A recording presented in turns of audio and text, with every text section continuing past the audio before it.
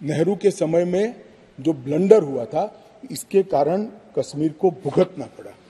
मैं मान्यवर इस सदन में खड़ा रहकर आपके आसन के सामने जिम्मेदारी के साथ कहता हूं कि दो बड़ी गलतियां जो पंडित जवाहरलाल नेहरू के प्रधानमंत्री काल में हुई, उनके लिए गए निर्णयों से हुई।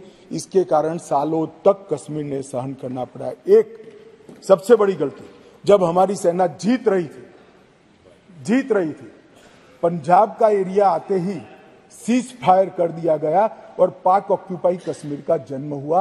अगर सीज फायर 3 दिन लेट होता तो पाक ऑक्यूपाई कश्मीर आज भारत का हिस्सा।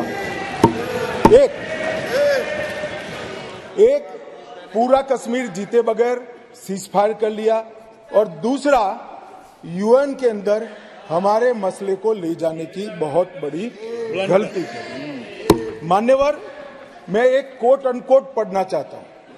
यूनाइटेड नेशन के अनुभवों के बाद मैं इस निष्कर्ष पर पहुंचा हूं कि वहां से कुछ संतोषजनक नतीजे की उम्मीद नहीं की जा सकती।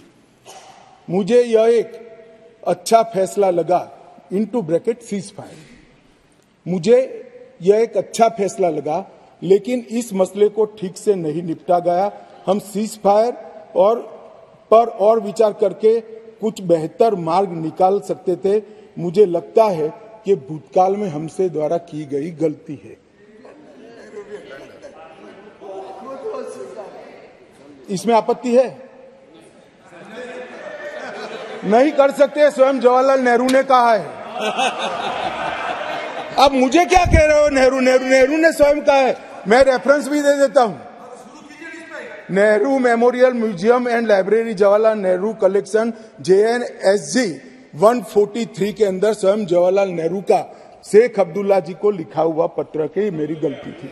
पता नहीं नेहरू जी के खिलाफ इन लोगों को क्यों इतना वेनम है। नेहरू जिम्मेवार नहीं है। जब ये आर्टिकल आया था उस वक्त सरदार पटेल साहब थे यहाँ पे। नेहरू तो खुद अमेरिका में था, और कैबिनेट की जो मीटिंग हुई उसमें श्यामा प्रसाद मुखर्जी भी थे। उस वक्त इसका फैसला किया गया। आगे बोलिए। लेकिन आपको लगता है कि जिस तरीके से, जिस सोच के साथ 370 हटाया गया था, वो पूरा हो रहा है कश्मीर में? कश्मीरियत देखिए, वो 370 का जो मामला है वो बिगिनिंग से इनके हाथ में था। जो संघ है उसमें ये पहले से ही था कि हम इसको हटाएंगे। 70 साल लगे।